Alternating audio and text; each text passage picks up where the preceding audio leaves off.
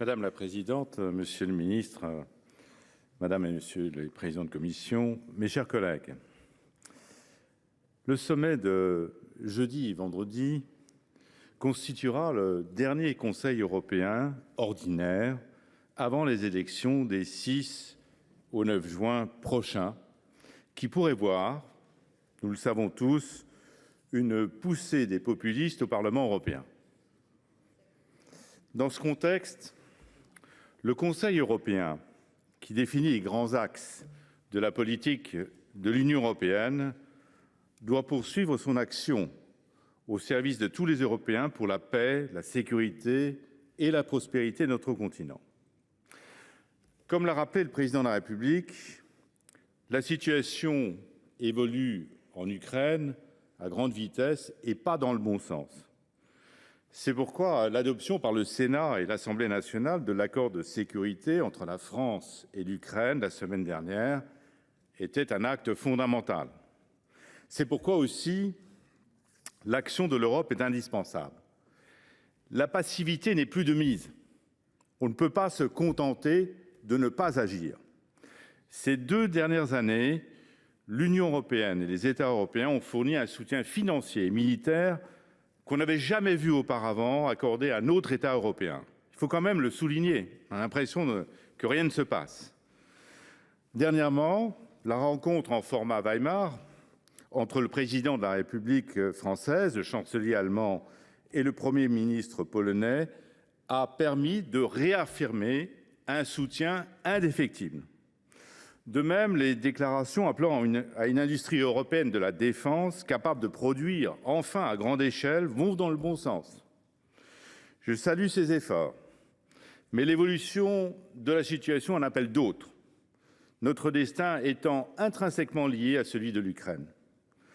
Dans cette perspective, monsieur le ministre, pouvez-vous nous préciser si le sujet du nouvel emprunt européen évoqué pour aider l'Ukraine sera en discussion à partir de jeudi prochain et nous en expliquer les contours? Quelle est la position de la France, monsieur le ministre, en ce qui concerne la stratégie européenne pour augmenter les capacités de production d'armement?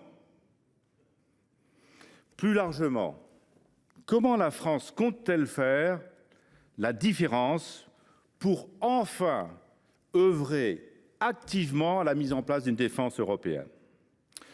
Au-delà de l'Ukraine, le Conseil européen sera consacré en partie, c'est une nouveauté, à l'agriculture.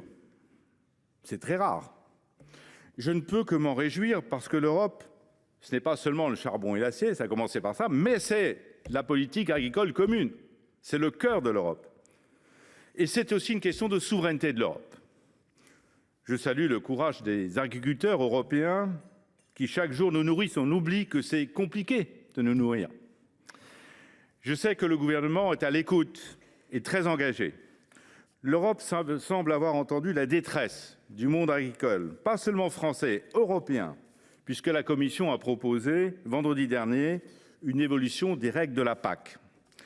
Ces propositions, qui devront être approuvées par le Parlement et les États membres, répondent à une partie des revendications.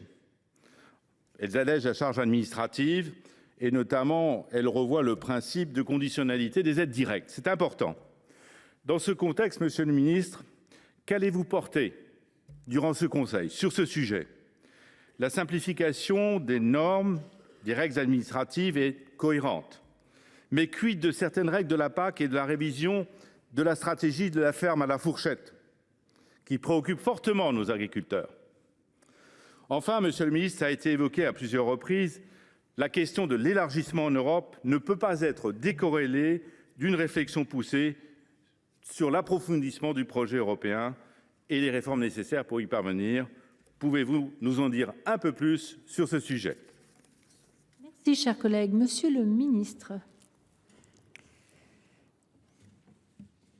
Merci Madame la Présidente. Monsieur le sénateur, l'idée d'un emprunt européen a été initialement portée par la Première ministre estonienne avec une enveloppe envisagée de 100 milliards d'euros sur le modèle de l'emprunt commun qui avait été décidé, vous vous en souvenez, au mois de juillet 2020 pour financer le plan de relance. La France a bénéficié à cet égard de 40 milliards d'euros liés à cet emprunt dont il sera, le moment venu, nécessaire de trouver les moyens de le rembourser, y compris en mobilisant des ressources propres. Et nous soutenons l'idée d'explorer cette voie pour répondre aux besoins importants nécessaires à l'émergence, au réveil de notre base industrielle et technologique de défense. C'est dans ce même esprit que nous entendons poursuivre les efforts engagés pour augmenter la capacité de production européenne de munitions et d'armement plus généralement. J'évoquais tout à l'heure, en réponse à Madame la vice-présidente, l'augmentation que nous avons constatée depuis le début de la guerre, de l'ordre de 40% dans la capacité européenne de production de munitions. C'est encore insuffisant, il faut aller plus loin. D'où ces 2 communications de la Commission du 5 mars qui seront officiellement, en tout cas c'est ce que je souhaite vivement, mais je ne me fais pas beaucoup d'illusions, soutenues dans les conclusions du Conseil européen. Et puis, s'agissant de l'agriculture, nous allons soutenir, le président de la République soutiendra évidemment les mesures proposées par la Commission, les 20 mesures de simplification et puis la révision de la PAC récemment mise sur la table par la Commission, en lui demandant instamment de mettre en œuvre le plus rapidement possible ces mesures de simplification très attendues par nos agriculteurs. Monsieur le ministre, vous souhaitez répondre? Monsieur Vogel. Oui, merci Madame la Présidente. Simplement pour dire que les interventions de ce soir montrent que l'Europe ne se porte pas trop bien, pas très bien.